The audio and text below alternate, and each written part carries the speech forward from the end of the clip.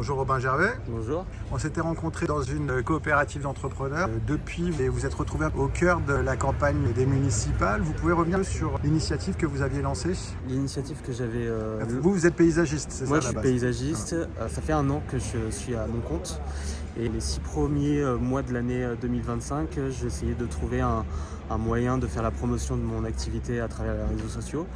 Et c'est en août que j'ai posté des vidéos où j'entretenais bénévolement des endroits à Lyon, simplement pour participer aussi un petit peu. Vous trouviez qu'il y avait du laisser-aller? Je trouvais pas qu'il y a... Alors, ça c'est... Je pense pas qu'il y ait du laisser-aller, je pense que c'est compliqué de gérer toute une ville en entier. Et je pense que chacun doit un peu mettre sa main, doit un peu... Vous vouliez faire preuve de citoyenneté, quoi. Voilà, tout simplement faire preuve un peu de citoyenneté. Et on ne doit pas toujours attendre que les autres fassent quelque chose.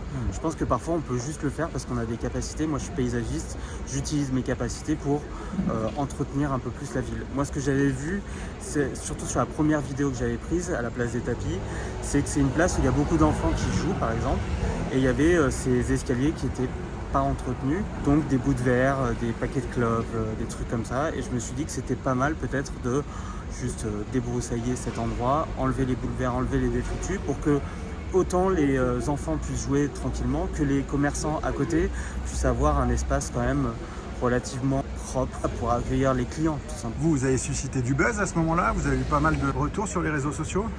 Énormément de retours. Mes vidéos ont fait des centaines de milliers de vues, voire millions de vues, il me semble. J'étais pas du tout prêt à ça. Après, j'ai eu beaucoup de journalistes qui m'ont contacté pour faire des reportages, des sujets sur moi. Et malheureusement, j'ai été un peu repris politiquement, alors que moi, c'était pas du tout une critique en fait par rapport à la mairie en place. Au contraire, je pensais que c'est plutôt un acte citoyen qui allait un peu dans leur sens, d'une certaine manière. Je voulais aider en fait. Je voulais aider. Bien que ça me servait aussi pour ma publicité, mais pour mon activité. Mais l'idée principale quand même, c'était d'aider, de faire en sorte que la ville soit un peu plus agréable pour tout le monde, tout simplement. A priori, ça allait contre leur vision, leur doctrine un petit peu, ou enfin je sais pas, doctrine c'est peut-être un terme fort, mais par rapport à la politique qu'ils menaient, ils préfèrent justement laisser la nature se régénérer. Vous en pensez quoi, ça? Je crois que j'avais lu une fois que vous disiez que vous saviez, c'est pas parce que vous étiez paysagiste que vous connaissiez tout, qu'il y avait la possibilité d'un débat là-dessus? Exactement, déjà, je suis paysagiste, ça veut pas dire que je connais tout sur les plantes, loin de moi, je crois que personne ne connaît tout sur les plantes, sinon ça se saurait.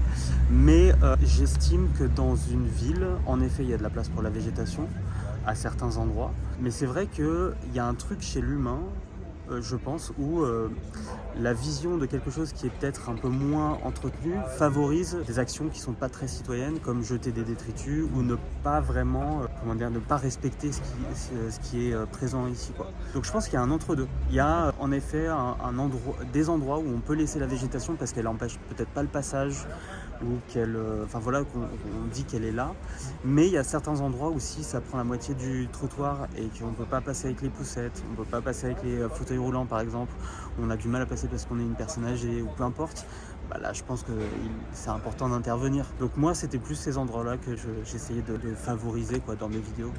Donc sur la récupération du camp d'Aulas, en tout cas moi c'est vrai que je m'étais un petit peu posé la question en voyant les vidéos.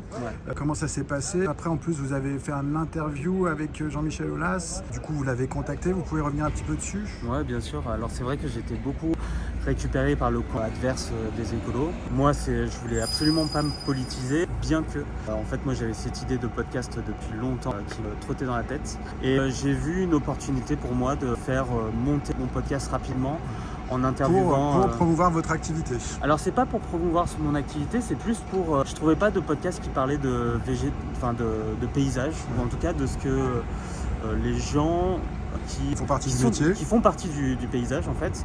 Même si Jean-Michel Aulas n'est pas paysagiste, il fait partie du paysage médiatique, politique, sportif, et c'est ça que je trouvais intéressant. Et puis ça allait donner un bon coup de boost à ce podcast. Donc c'est pour ça que j'ai pu avoir quelqu'un qui le connaissait, donc je lui ai proposé, et puis lui aussi finalement a sauté sur l'opportunité pour le faire, donc c'est cool. Mais moi aussi j'avais envie d'interviewer Grégory Doucet, mais après plusieurs demandes, malheureusement j'ai pas réussi, ce que je peux comprendre parce que voilà, je suis un petit podcast, donc J'imagine qu'ils ont besoin d'un peu plus de médias, un peu plus grand public pour favoriser leurs idées, mais je leur en veux pas, mais si c'était à refaire, je le referais. Mais peut-être que j'appuierai un tout petit peu plus pour avoir Doucet la prochaine fois. Et du coup, ça s'est passé comment, les prises de contact avec eux? Vous avez tenté d'avoir des chefs de cabinet? Comment ça s'est passé? J'ai réussi à avoir des gens qui font partie de sa communication à la mairie. Et j'étais en contact avec eux en fait pour essayer d'organiser ça, mais ça n'a jamais abouti. Vous, est-ce que vous avez un positionnement politique particulier ou vous n'avez pas envie de l'exprimer? Je le garde pour moi. Oui, vous êtes un citoyen, quoi. Je le garde pour moi. Je pense qu'il y a des bonnes idées dans les deux camps, c'est clair et net. Je suis pas très fan des camps politiques parce qu'on n'est que dans un camp et du coup d'autres idées sont pas bien accueillies alors qu'elles peuvent être accueillies, je pense. Donc voilà, je garde ça pour moi en tout cas. Du coup, vos podcasts, vos réseaux sociaux, ça va se passer comment à l'avenir? Eh ben, ça continue sur mon compte Instagram principal, Robin Gervais. Le podcast s'appelle Les gens du paysage, suivez-le, c'est hyper intéressant. Là, on a Laurent Romeshko, le prochain invité qui arrive sur le podcast, et puis on en a eu plein d'autres hyper intéressants. Et puis comme on disait tout à l'heure, tout est politique. Tout est politique, c'est vrai. Y compris le paysage. Exactement, putain, ouais, carrément. Merci. Merci.